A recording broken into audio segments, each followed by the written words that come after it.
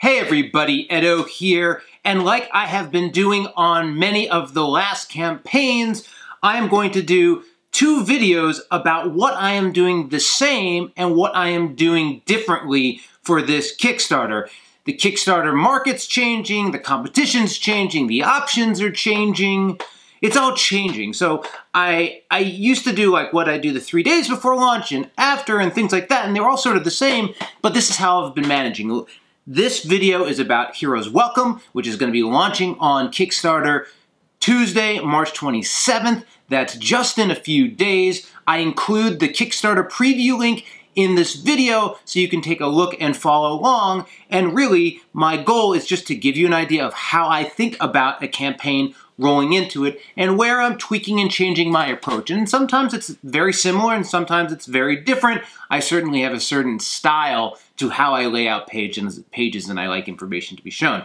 Without further ado, oh, and the second part of the video is just me recapping like whether or not some of those decisions worked or not, like what happened. So, first and foremost, the big thing here with this campaign is it's a partnership with Mark LeBlanc, the designer at Monkey Jump Games, where I am running the campaign, but as a collaborator, it's not going to say Ed Barra or Eduardo Barra for Pencil First Games. It's, I think, Mark LeBlanc or Heroes Welcome. That's the actual creator. So it's not mine. And so to some extent, there's a couple things going on there. One, you know, I'm heavily involved and love the game, but it's not exactly the sort of following that I've done on that creator, and so what that means and how that impacts is hard to say. The tangible difference is as a collaborator, I've got all these permissions, but there's some things I can't do, which caught me off guard a few places.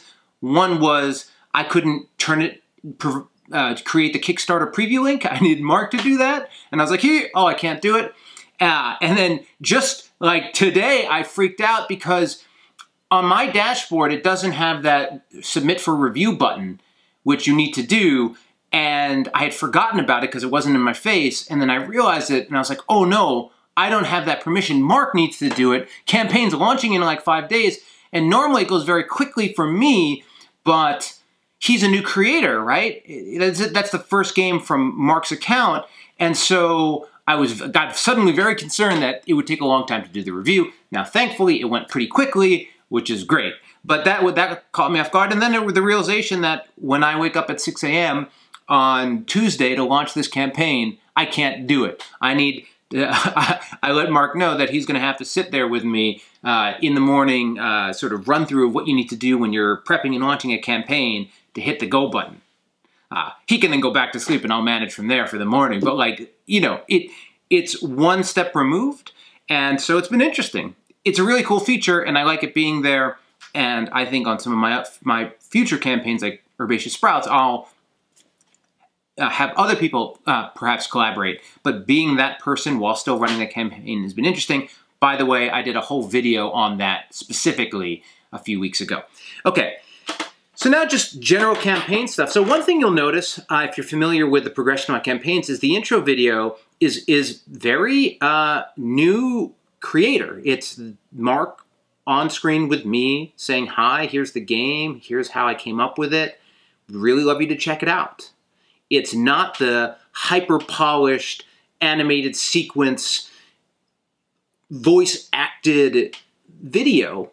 And I went back and forth on that a lot because you're sort of in an interesting spot where for Pencil First Games, there are different expectations given how many of them we have done. At the same time, this very much is that first project, passionate, you know, creator game, and it's really about Mark and what he's trying to do. And so we talked about it and gave it a shot, and ultimately I liked it. I think I'm, you know, when I share it on the pages and get feedback, people are going to call it out and be like, oh, it's just the two creators on screen talking. But for me, it felt appropriate. Well, you know, how big of an impact it is, it's hard to say, but, you know, it'll be interesting to see. That might be something I'll talk about. Another really big change, not change, but evolution, is that previously, for most campaigns, I have done Kickstarter exclusive mini expansions, like 4 or 5, maybe 10 card experiences that come with the Kickstarter that aren't available at conventions, aren't available at retail. And, I make them available again in future Kickstarters, and it's a little bit of a hassle, but there's emerged this other model, which is the free expansion model. It's similar, it's the same type of content, I would say a little bit more, because what you're saying here is, hey, there's this expansion, which will go on sale. It will be available to other people, whether it's worth $10 or $20, right? It's a thing. But you, as the backer on the Kickstarter, you're going to get it for free. So it's not saying it's exclusive, but it's saying you're getting this big value or this value for free. And there have been a number of campaigns where that's been successful, so I wanted to try it out and see how it's going. I don't exactly know. We'll see how that works out. We'll see what the cost and it's more substantial than just 3 extra cards, right? So a little bit more balancing act there, but hopefully it satisfies that big benefit to the Kickstarter backers while not creating what I see, say Herbaceous, where on a regular basis, people ask me for the Kickstarter mini expansion. I'm like, sorry, it's exclusive. Come check, come see the Herbaceous Sprouts one. It'll be available there, that kind of thing. Okay, so what other things were different? One just thing we did was the how to play was a little bit different. How to plays are getting more and longer and animated GIFs. And, maybe it's because Mark and I have a background in video games, but we ended up just showing the game loop because in Heroes Welcome you have this really fun, profiting around people coming out of the dungeon and going back, and then enemies going in and out, and the sinks and the sources and all that. So we just did a nice graphic of that, and then explained in some bullets and some text what happens. And then we have how to play video, Rado does a run through, we have all the stuff, the rules, all of it's there, but it was interesting to say, we're just gonna sort of give you the idea of how it works, rather than doing the pages and pages of animated GIFs.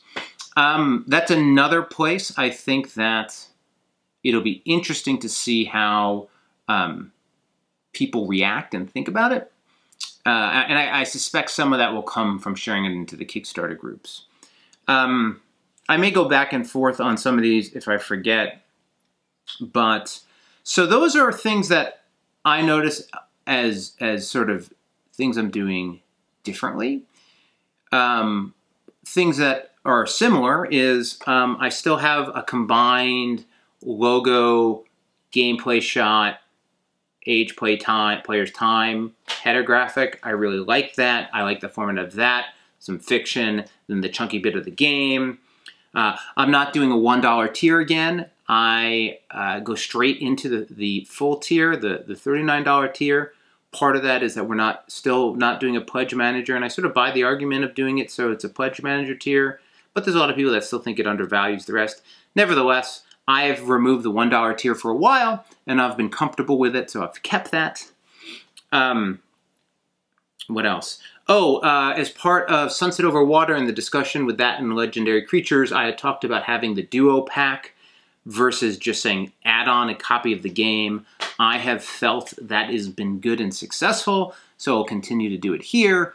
I don't know that it'll perform as well as Sunset Over Water, because Sunset Over Water is such a great, and Herbaceous for that matter, great gift to a gamer, a non-gamer game. Like, it's just very wonderful gift.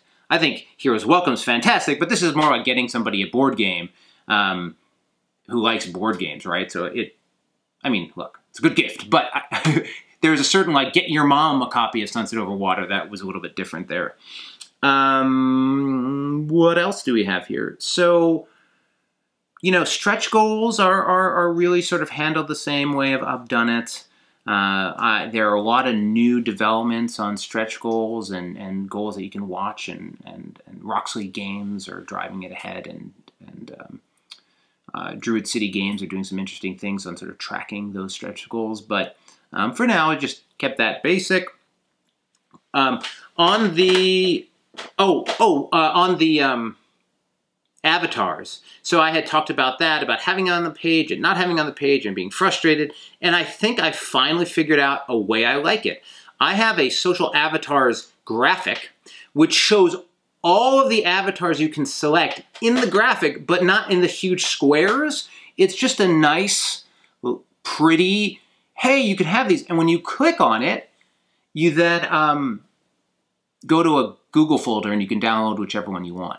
And so it sort of, to me, solves promoting it without blowing up your page to have it. So that was a good one, I think. I don't know. From an advertisement perspective, mostly in line. I think some new developments are, one, we're doing, I'm going to do some Board Game Geek ads again. I sort of stayed away, but this game is such a fun and witty play on dungeon crawl and fantasy that I think it'll resonate with that audience on Board Game Geek and draw attention. Perhaps not, but I'll be tracking that, and Chad with those guys is always, Chad, right? Great about it. The other thing that has become more and more present is Facebook groups and buying their ad space. I've done that, you know, the header. I've done that in the past. What's new now is they're booked a lot. I actually, you know, with a month or two ahead of time, tried to get some slots and they weren't available. And ultimately somebody bumped their campaign and I got a slot. So that's certainly a case where you're seeing those marketing avenues, channels being used up. You know, I'm going to do some AdWords stuff probably with campaign. You know, we'll see. I think I have modest expectations for this campaign. We will see how it goes. I mean, I think the game's great. But there are some interesting, you know, figuring out this is sort of new design, a new company, but there's collaborating with what I did. I'll do the newsletter at the Pencil First Games and that kind of thing. All of this rolls up into another conversation, which, you know, we've sort of set aside, which is, hey, depending on how this does, depending on how big it is, to move it to retail, which you know, is always part of the hope, you know, does it make more sense for Pencil First Games to do that, or Monkey Jump Games, or other partners? And so that's another interesting conversation. We're really focused on just being successful with the Kickstarter campaign. So being a collaborator was a big change. I think the way I'm going to the free expansion versus pure Kickstarter exclusive is different. And then the intro video and the how to play and the social avatars, those are simpler changes. And then again, we will continue to see. I'm trying to think if there's anything else that really stands out to me. I think that covers it. As always, if you have any questions, just put it in the comments or ping me online or whatever. I'm always happy to give perspective. And again, the intent will be, you know, towards the end of the campaign, come back and be like, oh, these things were great. And oh, that thing really didn't work out. No, you know, whatever. So Tuesday, March 27th, next week, Heroes Welcome. Check it out. Spread the word. All that good stuff. Thanks. Hey everybody, Edo here, and thanks for watching Gaming with Edo. Reviews over here on this playlist, League and Insider videos over here on this one. Subscribe, share, all that good stuff. But most importantly, play some great games. Thanks.